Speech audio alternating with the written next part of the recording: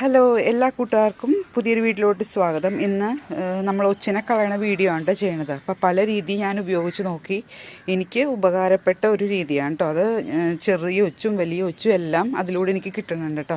അപ്പോൾ ഞാൻ മരുന്നൊക്കെ ഇട്ട് വെള്ളം കളയാൻ നോക്കിയിട്ട് എനിക്ക് വെള്ളം വളരെ അധികമാണ് കേട്ടോ. അപ്പോൾ നമ്മൾ വെള്ളം അങ്ങനെ കളഞ്ഞു കഴിഞ്ഞാൽ കുറേ കാശ് എനിക്ക് നഷ്ടം വന്നണ്ടേ.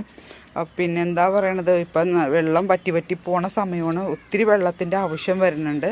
പിന്നെ പച്ചക്കറി തൊണ്ടൊക്കെ ഇട്ട് നോക്കിയിട്ട് അധികം എനിക്ക് കിട്ടണില്ല കേട്ടോ. മുക്കാൽ ഭാഗം അതിലുണ്ടെങ്കിലും ചെറിയ ചെറിയ ഒച്ചുകളൊക്കെ എനിക്കത് ആ പച്ചക്കറി തൊണ്ടിലോട്ട് ശരിക്കും അങ്ങോട്ട് വന്ന് പിടിക്കണില്ല. അപ്പം ഞാൻ ഈ ഒരു രീതി ചെയ്ത് നോക്കിയപ്പോൾ എനിക്ക് വളരെ ഉപകാരപ്പെട്ടതായിട്ട് തോന്നി കേട്ടോ. എല്ലാ ഒച്ചിനെയും അതിൽ എനിക്ക് കിട്ടണതായിട്ട് നോക്കി.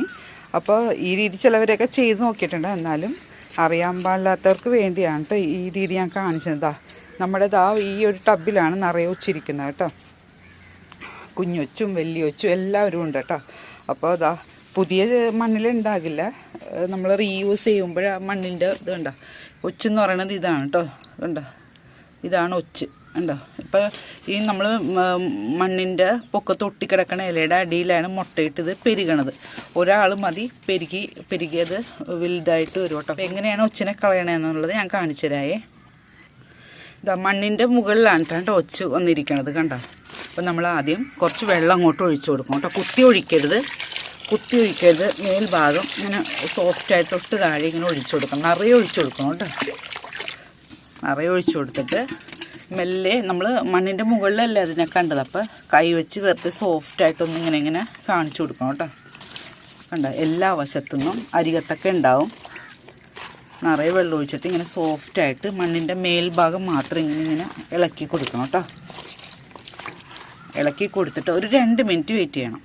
2 മിനിറ്റ് വെയിറ്റ് ചെയ്യണമെന്ന് പറഞ്ഞു കഴിഞ്ഞാൽ നമ്മൾ ചെളിയൊക്കെ ഇളക്കിയല്ലോ. അപ്പോൾ അതൊന്ന് അടിയിലോട്ട് ഇരിക്കാൻ വേണ്ടിയാണ് കേട്ടോ.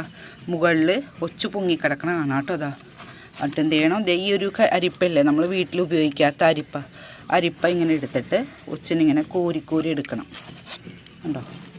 ഗപ്പി ഉണ്ടെങ്കിൽ എടുത്ത് മാറ്റണം കേട്ടോ. ഒച്ചിനെ കുറേ കിട്ടും കേട്ടോ.